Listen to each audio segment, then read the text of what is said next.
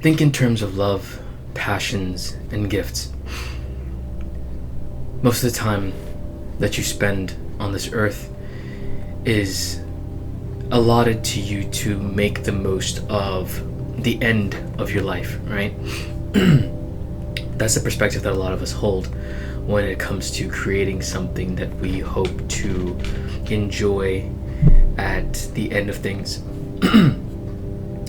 But a lot of us lose our way by thinking in terms of success, security, and safety. The last two can be conflated, but I'll elaborate on the differences between the two. Firstly, with love, the reason why you're here, the reason why a lot of us are born, hopefully this is before we're cloning people and we are pulling people out of incubation machines, is essentially because of love, right? And yes, a lot of us are taken by the passions like lust, like greed, like almost like a hunger, animalistic like tendency. But a lot of us are here because of the love between two people that birthed you, that birthed me, right? Now, when it comes to the things that we get to bring into the world, a lot of the time we don't need the aid of another person. We don't need another person's, for scientific purposes, the seed and the egg to birth life, right? We don't need that to create a business. You don't need that to create great art. You don't need that to create a vision for your future, to make videos, to express yourself in any means and measure that would bring the most amount of love into this world, right? The love that we have for everything that we desire, that we hope to create and express through who we are personally, uniquely, is separate and unique to ourselves.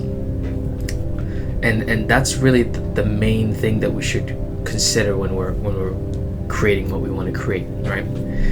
The second thing is that with love as our fuel, our passions is where we can gauge what we should make, or what we should bring, or what kind of experience we want to show to everybody, to the world, to you, to me, to everybody that gets the honor of experiencing you, of getting what you love, right? Of getting your love. That's a better way to put it, right? So when you were a kid, or even now in your present, which really is affected by what you liked as a kid, right? We all experience something that we've grown passionate for. Some of us could be animation. Some of us could be culinary and cooking and food, like I am. Some of us could be writing. Some of us could be some sort of athletic endeavor, like sports, like mountain climbing, like bicycling, tricycling. Some of us want to be a bodybuilder, a strongman, someone capable of great physical feats. Whatever your endeavor is, music, art, which it is an art in of itself, whatever your endeavor is, that is your passion. That is what you grow towards. That is what you want to lean into the most, because passion makes your work effortless. Passion makes life effortless. It makes all the things that you need to do effortless. It really does. And when I say effortless, I don't mean that we don't do work. I don't mean that we don't grind out the hours that it needs for it to be what it's meant to be, for us to create the best experience possible. But I mean, like, for example, when you're watching someone who is in their flow state of the art or the thing that they are very good at, or potentially the best at in the world, when they're in their flow, when they're at the peak of their powers, when everything goes silent and it's all signal and no noise, it looks effortless. It looks like a work of art. It looks like a stream. It looks like a flower blooming. It looks like the most beautiful thing you've ever seen. And that's passion brought to its peak, or fleshed out completely. And lastly, I think it's meant to be last, is gifts, right? Is what are these gifts that we aspire to have, that we aspire to receive, right? When you love something, right, and then you take that love and put it into the thing you're passionate about, right, and you work at it in your effortlessness, but with all the effort you have attained, with a secret ingredient called grace, which means that out of all your passions, this is the one passion that comes naturally, easily, or as a lot of people in the world say, is a talent of yours.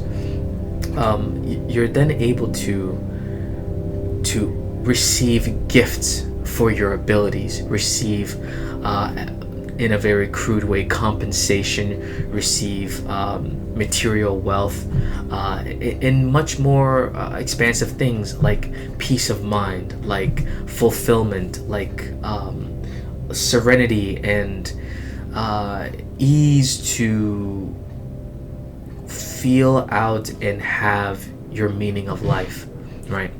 Those are like the greatest of gifts. But I feel, or rather I see in the world, that a lot of us are caught up in how quickly and how effectively and how efficiently can I receive these gifts. We believe that we deserve these gifts. We believe that life owes us these gifts, but we are not loving ourselves, we're not loving our passions, we're not loving our life, and therefore we're stuck in limbo, or we're stuck at the bottom of the barrel, not having the things that we desire. So it really is a pattern, right? If you look at it plainly, simply, that a person full of love, that has discovered their passions, that then puts their love in their passions, that then works at their passions effortlessly through grace, is then able to become the pinnacle of their field, of their experience, of their goals, of whatever has been entrusted to them from God, the universe, the world, life, even just a simple moment of an idea hitting your head and you choosing to pursue that relentlessly. All of that is then gifted to you, or you then receive gifts from making those passions full of love come to be. Now, between the gaps of, if I had three hands, consider my head one of the hands, right, of your love, and then your passions, and then your gifts that you receive, the beautiful things, the nice cars, nice home, the loving family, your wife, your husband, your children, the peace of mind, the fulfillment, the will to continue because it is your life's purpose and your life's call. All these things come after love and passion, and then you receive the gifts. And between them, in the middle, I mentioned how you receive grace to pursue your passions, the right ones, the ones that are not conflating with other people's agendas. And even if other people have said that you need to pursue them, they're not so far out of your reach, out of bounds, out of the grasps of reality. Like, I would have to go out of my way to become an astronaut, and I believe I could make it happen. But in the same way that Kanye believes that he could get into the NBA in that one interview that we've seen before, it really does take more than just believing hard enough, than just wishing for it to be true more than anything in the world. Some things you're graced for, some things you're not graced for. That's why you have to honestly meditate on a lot of these things that come to us that sound so right, that sound so pristine, and to capitalize on the one that really matters, on the one that really is essential to your personal growth, your life's calling, purpose, destiny, fate, whatever you believe to be true. I've seen a lot of good people reverse engineer this, right? Where they start at the gifts and then they say, okay, these my accent is slipping. This gift, what kind of passions do I need to pursue to have this gift? And then how much love do I need to have to pour into this gift? Okay, so I have my passion. Now I need to love this passion so much to then get it. And then some of them really do find what they're called for. Some of them really do find what is part of their destiny, part of their calling, if you want to believe in things of that nature. You know, past superstition, past wishful thinking, past the woo-woo. But a lot of the time, you know, you're not getting the right remainder out of the division problem, right? You work backwards, but you didn't do the problem right. You know, y did not equal mx plus b. You know what I'm saying? Like, you used the right formula, but you got the wrong result for you because you forgot that, you know, you are really a vessel for your purpose, for the right condition. But you can get a lot of conditions and answers and ways of life. I don't have to put brackets on it. And ways of life, from just doing this reverse engineering, but it might not be the way of life that suits you, that suits the way you grew up, the way you look at the world. And then you have to now change the way you look at the world to then have your goal. Yeah. So again, love, passions, and gifts. Alright? Love, passions, gifts. This is Nicklightenment. I appreciate you guys for tuning in.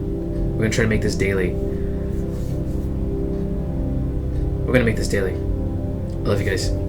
SICPARVISMAGNA. Ciao.